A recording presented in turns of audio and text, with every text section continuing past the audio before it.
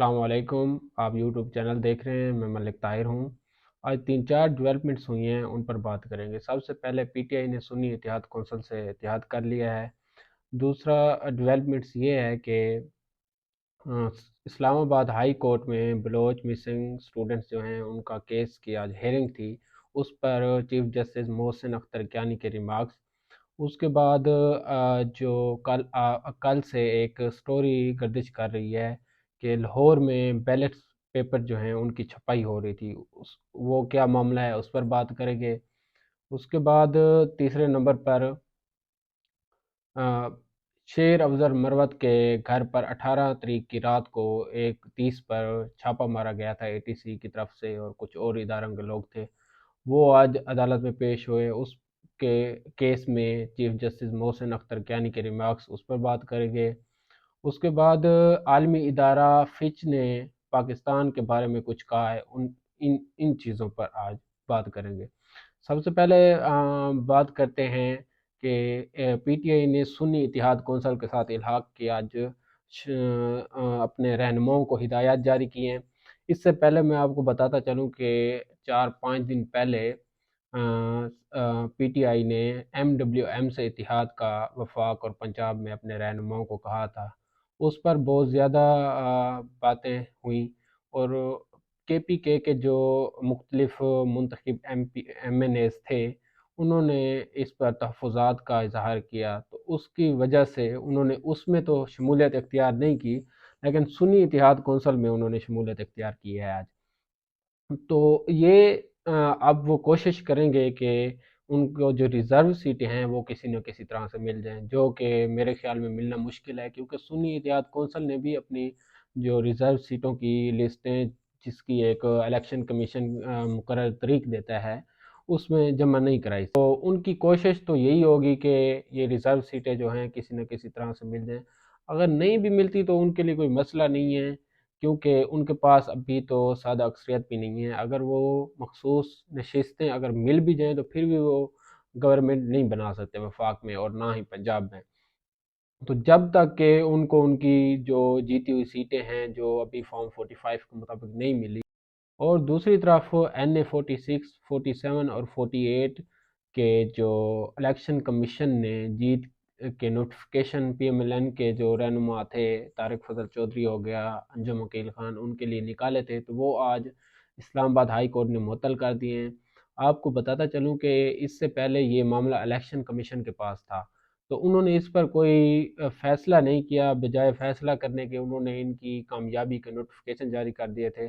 تو P T I کے رہنما شعیب شاہین ہو گئے اور جو حلقوں کے ہیں، انہوں نے اسلام آباد ہائی کورٹ سے رجوع کیا تھا، تو آج اسلام آباد ہائی کورٹ نے ان تینوں حلقوں کے جو کامیابی کے نوٹیفیکیشن تھے ان کو معطل کر دیا ہے، اور اس کیس کی سماعت جسٹس میاں گل حسن اور جسٹس ارباب طاہر کر رہے تھے۔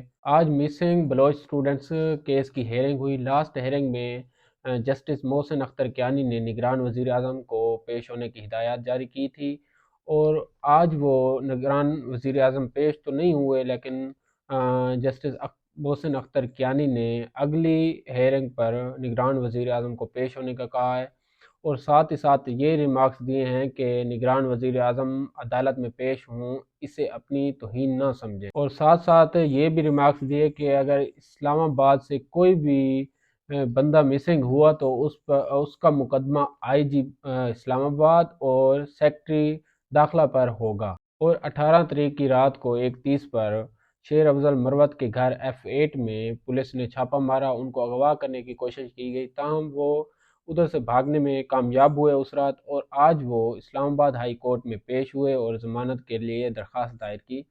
تو ان کے کیس میں جسٹس محسن اختر کیانی نے بہت سخت ریمارکس دیے۔ دیکھتے ہیں انہوں نے کیا کہا۔ انہوں نے کہا اگر اسٹیٹ کے ادارے یہ کریں گے تو چوروں اور ڈاکوں سے شہریوں کی حفاظت کون کرے گا؟ یہ لکی مروت کی بات نہیں کر رہے، بلکہ اسلام آباد F8 کی بات کر رہے ہیں۔ ایک منتخب ایم این اے اور سپریم کورٹ کے وکیل کے ساتھ یہ رویہ شرمندگی کا مقام ہے۔ اس کے بعد شیر افضل مروت نے کہ گھر رات 3 بجے کیوں گئے؟ میں بتا دیتا ہوں، کہیں گے کہ ہم تھے ہی نہیں۔ آئی جی اسلام آباد کو 10 دن کے لیے جیل بھیج دیں تو سب کچھ ٹھیک ہو جائے گا، یہ وکیل شیر افضل مروت نے کہا تھا۔ جو اس کے بعد محسن اختر کیانی صاحب نے کہا ہے کہ جو کچھ ہو رہا ہے سارے نظام کو پتہ ہے، جج کو بھی پتہ ہے، لیکن سب خاموش ہیں۔ ڈپٹی کمشنر اسلام آباد ایم پی او آرڈرز کو غلط استعمال کرتے رہے، اب عدالتی فیصلے کے بعد وہ توہین عدالت کیس کا سامنا کر رہے ہیں۔ یہ آج جسٹس محسن اختر کیانی کے سخت ریمارکس تھے اس کیس میں۔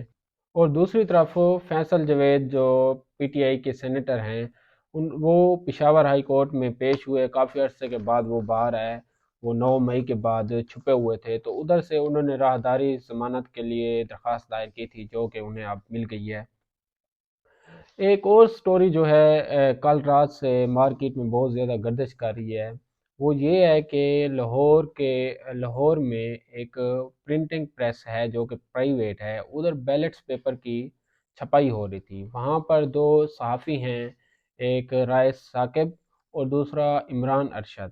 ان کو کہیں سے اطلاعات ملی تو انہوں نے وہاں جا کر چھاپہ مارا، اور ادھر جو ہیں نواز شریف کے حلقہ جو مانسیرا تھا اس کے اور مریم نواز کے حلقے کے بیلٹ پیپر جو ہے نا چھاپے جا رہے تھے۔ اس میں زیادہ جو تھے وہ نواز شریف کے مانسیرا والے حلقے کے تھے، جہاں پر نواز شریف صاحب ہارے تھے۔ تو اس کے بعد وہ دونوں صحافی تو غائب ہیں، لیکن ابھی تک ان کا کوئی پتہ نہیں چل سکا۔ وہ سٹوری تو بریک ہو گئی، وہ اس طرح ہوئی کہ ان کے ساتھ جو لوگ تھے انہوں نے اپنے موبائل سے جو بنائی تھی انہوں نے وہ ویڈیوز وائرل کر دی، تو وہ اب مارکیٹ میں آ گئی ہیں۔ اب چاہیے تو یہ تھا کہ میڈیا اس کو چلاتی، اس ویڈیو کو، اس کے حقائق تک پہنچتے، مگر ادھر کسی میڈیا نے نہیں چلائی، اور اس کو غلط رنگ دینے کی کوشش کی گئی۔ یہ کہا گیا کہ یہ تو پی ٹی آئی کے صحافی تھے، یہ تو ان کی حمایت کرتے ہیں۔